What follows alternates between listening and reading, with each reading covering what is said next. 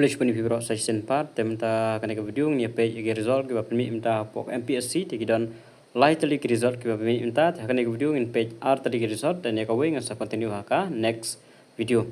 The result of the interview the post of senior scientific assistant in the mobile forensic crime scene unit under the Directorate of Forensics Science September 2024 conducted by the Commission on 27-28 May 2025 is hereby declared.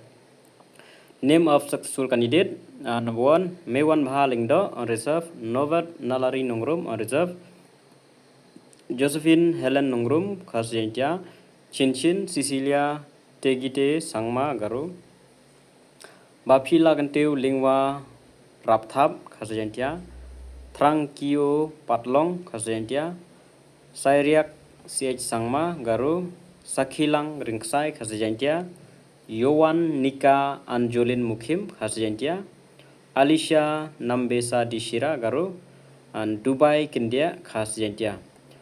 Note: only 3 candidates secure prescribed qualifying mark in the screening test from the Garu category. 1, 2, 3. Oh, tang laingut sya. Tang laingut candidate nopo Garu category. The rest kita batam dengan sa IBM haga next recruitment bre.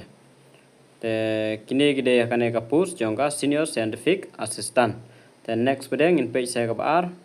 The akan eka bar akan eka post mar result post of scientific assistant. Katu gede senior scientific akan eka scientific assistant in the mobile forensic crime unit under the Directorate of Forensic Science September 2024 conducted by the Commission on 15 and 16 May is hereby declared. The name of the successful candidate recommended by the Commission in order of merit are as follow: Brian M. Sangma on reserve, Ricky Lidingson Siangshai on reserve, Wadaki Susiang Khasjentia, Banrihun Nongbri, Clarissa Kharsati, Daphne Jubanki Nikla, Nilamki Pasa, Wanra Boklang Nongsik Khasjentia itu, dan Chibasal Armarak Garu, Pringsal E. Sangma Garu, Jennifer T. Sangma, Bensil M. Armarak, Sengjerang Shira.